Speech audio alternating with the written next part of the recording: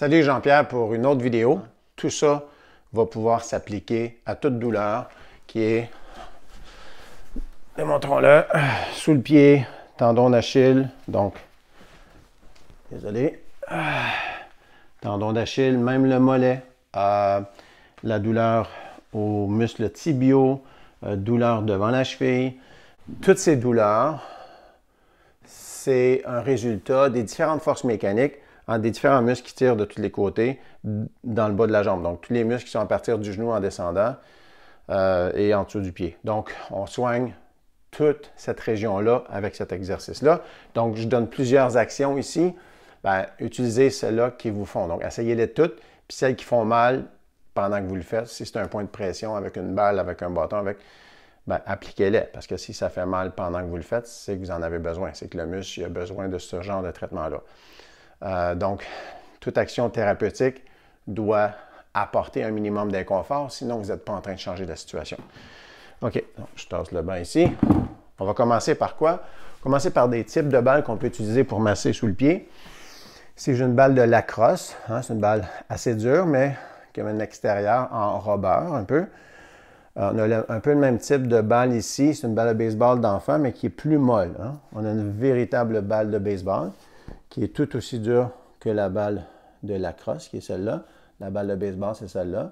Donc, vous achetez ça chez Canadian Tire si vous êtes au Québec, par exemple, ou les magasins de sport. Sinon, il y a une balle qui est un peu plus molle, balle de baseball, plus pour les jeunes enfants. Comme ça, bien, quand ils la reçoivent dans le front, bien, ça fait moins mal. Donc, c'est un petit peu plus caoutchouteux de l'extérieur, mais à l'intérieur est dur. Donc, la balle va durer un bon moment si vous l'utilisez beaucoup.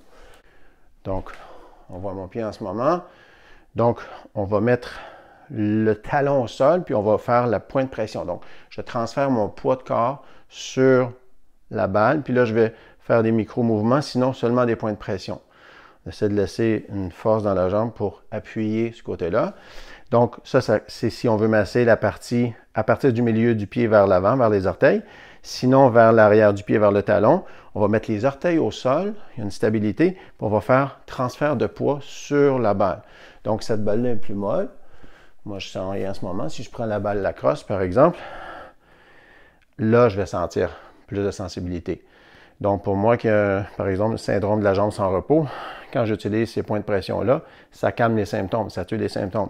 Ça, avec les étirements du mollet et les massages du pied et des tibiaux ici. Donc, ça, c'est des actions pour gérer la densité du muscle. Quand on utilise des balles pour masser sous le pied ou ailleurs dans le dos, vous pouvez utiliser des balles, bien, c'est pour gérer la densité. Donc, le muscle qui est dur, le muscle qui est inflammé, on va chasser l'inflammation en faisant des points de pression progressifs. Donc, on ne veut pas aller dans l'extrême douleur, mais minimum d'inconfort qui va faire que quand on va relâcher, on va sentir le bienfait de cette action-là. On peut utiliser également un bâton ici. J'avais pris un jour un bâton de hockey. J'avais coupé l'excédent pour mon fils. Puis maintenant, ce que j'utilise, c'est des 2x6 et je les refais à peu près dans la même dimension, même épaisseur qu'un bâton de hockey. Je le mets au sol et je mets mon pied en travers. Donc, mon pied est comme ça. Je prends la main ici pour vous montrer et je mets le pied comme ça sur le hockey, perpendiculaire. Ou je prends mon rouleau, le rouleau avec lequel je masse mes muscles tibiaux, donc un rouleau à pâte. Si vous n'avez pas de rouleau spécialisé pour la musculature, pour les automassages, vous pouvez prendre le rouleau à pâte à la maison. N'oubliez pas d'enlever les poils après. Vous pouvez avoir ça dans la tourtière ou dans les tartes au sucre. Donc, on peut prendre soit ça ou soit ça. Puis dans les deux cas, je fais la même chose. Ce que je fais souvent quand je prends celui-là, c'est que je fais les deux pieds en même temps. Donc, je mets mes pieds sur les deux pieds sur le bâton. Puis là, je fais des points de pression. Je transfère mon poids là où est le bâton sous mes pieds. Et je vais gauche-droite comme ça. Comme ça, je vais aller vers l'extérieur du pied, l'intérieur du pied. Donc, je tasse les deux genoux par là, les deux genoux par là. Comme si je faisais du ski alpin. Et je vais vers le milieu du pied. Ou sinon, je mets le devant du pied au sol, un peu tantôt comme avec la balle. Et je vais faire plus près des talons. Donc, si je me tourne dos à la caméra, ça va donner ça. Donc, je vais un peu comme si je faisais du ski. On pourrait avoir les deux mains au mur pour les gens qui ont un peu moins d'équilibre, mettez les mains au mur, puis ensuite faites les transferts de poids. Bougez votre corps comme ça. Ça va faire des très bons massages. On n'a pas besoin de toujours utiliser les mains pour se masser les pieds. Souvent, on a les bras fatigués aussi. Donc, ces outils-là sont très, très, très efficaces pour massage du pied. Donc, si je reviens maintenant au rouleau d'automassage, il y a des gens qui aiment bien se masser les cuisses avec ça. Moi, j'apprécie moins. C'est surtout pour les muscles tibiaux que je l'apprécie, ce rouleau-là.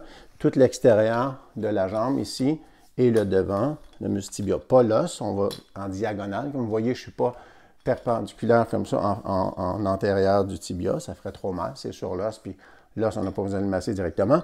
On peut masser tout près, toute la musculature qui est à l'extérieur de la jambe. Pourquoi? Parce que cette musculature-là, un petit peu de théorie, qu'est-ce qu'elle va faire? Elle va tirer. Vous voyez les tendons sur le dessus de mon pied ici. Bien, quand je lève le pied, comme ça, les orteils, c'est ces muscles-là qui font ça. Donc, c'est les muscles qui font le contraire de ce qu'un mollet fait.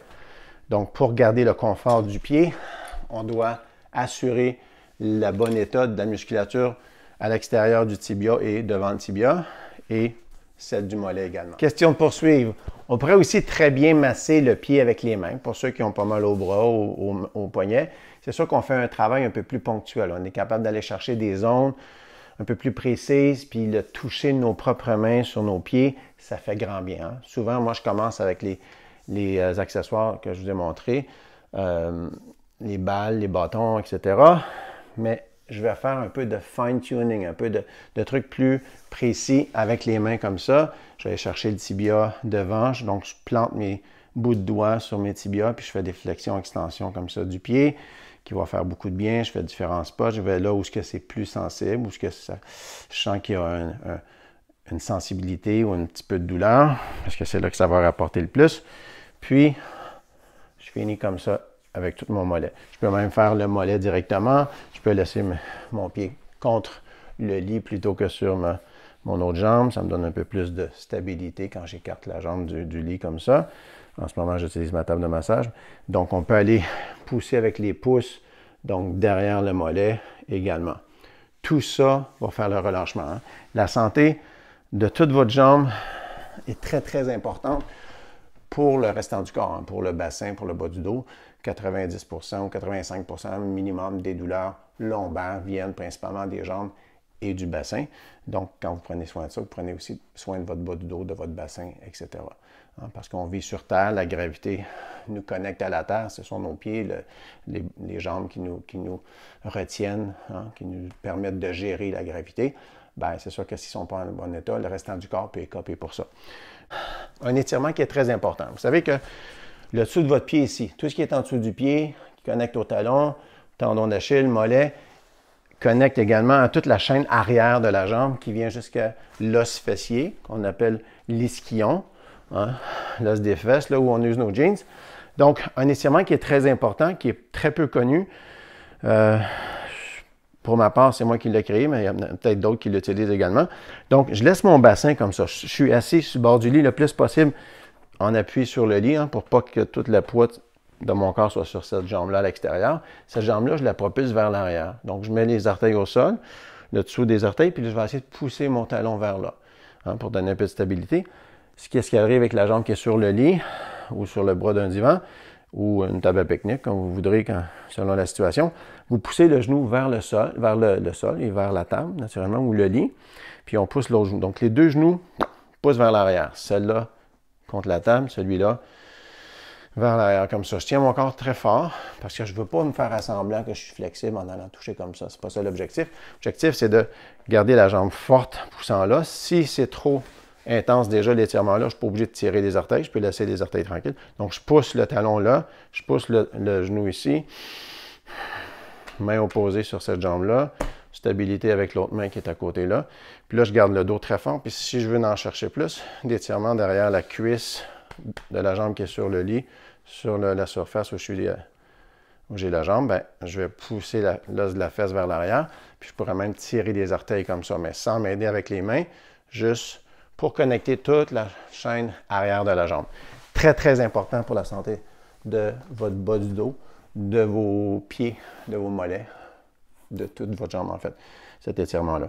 Très, très peu connu. Question de compléter, pour le travail qui est du bas de la jambe et le pied. Je vous montre l'étirement du mollet, différentes versions. Donc, peut-être avez-vous déjà vu sur une autre vidéo que je fais cet étirement-là qui lève le pied sur la plinthe au bas du mur. Je tiens mon genou très droit et je vais approcher ma hanche vers le mur. Donc, je ne vais pas plier le genou parce que ça ne sera pas aussi efficace. Je vais faire une mise sous tension sur la chaîne longue des mollets, donc celle qui va attacher au-dessus du genou. Donc, je vais sentir que ça peut tirer derrière le genou, dans mon mollet, mon tendon d'Achille. Donc, c'est tout ça qui est mis sous tension, c'est là. Je pourrais même tirer un peu en dessous du pied parce que mon pied est relevé comme ça. Donc, naturellement, tout ce que je vous montre se fait sur les deux côtés, autant pied droit que pied gauche. Toujours ça, puis en même temps, on va voir, on peut comparer. Parfois même, je vais avoir mal à la jambe droite parce que mon mollet gauche va être plus tendu, puis je vais tomber plus rapidement sur la jambe droite pour protéger mon muscle tendu ici, qui va endolorir la jambe opposée. Donc, toujours surveiller ça. Donc ça, c'est quand on a déjà un petit peu de flexibilité, on est capable de faire ça au mur. Quand on part de loin, je sais pas moi, la baie des Chaleurs, etc. Non, vous savez ce que je veux dire. Donc, si on est moins flexible, une personne âgée peut-être, moins mobile, on va prendre un 2/6. Regardez. Si on est un peu moins mobile, moi j'ai confectionné ce beau bloc-là avec un 2/6 de 12 pieds. J'en ai coupé plusieurs longueurs pour fournir à mes clients, parfois, des personnes un peu moins mobiles. Donc, un 2/6, on le met appuyé au mur comme ça. Au lieu de mettre les orteils sur la plinthe, sur le mur, on va mettre le devant du pied sur le 2/6. Encore une fois, on tient le genou très, très droit. Puis, on va approcher tout notre corps, nos hanches et tout notre corps contre le mur. Donc, si on est déjà moins flexible, si on a les mollets un peu atrophiés parce qu'on a porté des talons hauts ou on n'est juste pas mobile, ben, on va sentir déjà beaucoup d'étirements comme ça dans tout le mollet, tendon d'Achille y compris. Donc, ça pourrait être ça. Si on est un petit peu plus flexible, mais on a de la misère quand même à mettre le pied au mur comme ça, on va éloigner le 2/6 du mur. On met le devant du pied, donc un peu en bas des orteils comme ça. Donc, le pied est très stable là. On met les genoux droits. Puis le bon côté de cet étirement-là, même si vous êtes plus flexible, c'est que vous pouvez faire les deux mollets en même temps, tout à coup. Vous voyez? Un peu comme il y en a qui vont faire des trucs de yoga, là. On va se mettre là, en downward, le chien la tête en bas, puis on va étirer les deux mollets en même temps. Ça pourrait être bon aussi pour les plus sportifs. Mais si on l'est moins, on va utiliser notre 2/6, puis on va faire se rapprocher du mur comme ça, en poussant les genoux vers l'arrière, autrement dit. Donc, ça, c'est très, très, très efficace. Ça marche très bien quand on veut commencer à gagner de la flexibilité en début de parcours d'autothérapie. L'autre étirement, c'est la partie basse du mollet. C'est quoi la partie basse du mollet? C'est le soléaire. C'est le muscle le plus profond dans le mollet qui part à peu près à cette hauteur-là, on va dire au milieu du mollet, de la chair ici, 2/3 de hauteur du tibia, puis ça s'en va s'attacher au tendon d'Achille. Ça, il faut avoir le genou fléchi pour l'étirer plus, être optimal. Donc, on va se mettre sur les orteils comme ça, on va s'accrocher à un meuble, puis on va se laisser descendre les talons vers le sol. Puis on peut se bercer gauche-droite, très, très lentement, puis sentir que ça tire dans la partie basse du mollet. Donc, toutes les atrophies des mollets, donc la partie longue ou courte, quand c'est trop court, nécessairement, juste finir avec la théorie un peu ici, ça tire sur le talon, qui tire sur les muscles en dessous, ça se peut que ce soit eux qui soient les victimes. C'est pour ça qu'il y a de l'inflammation et de la douleur sous le pied. Donc, c'est pour ça qu'on prend soin de toute la jambe pour s'assurer qu'il n'y a pas de stress créé par le mollet, par l'arrière de la jambe plus haut, non plus les ischio-jambiers qu'on appelle. Merci d'avoir écouté, merci de partager, merci de cliquer pour vous abonner si vous ne l'êtes pas encore et de partager, de commenter. Posez-moi vos questions. À tout de suite.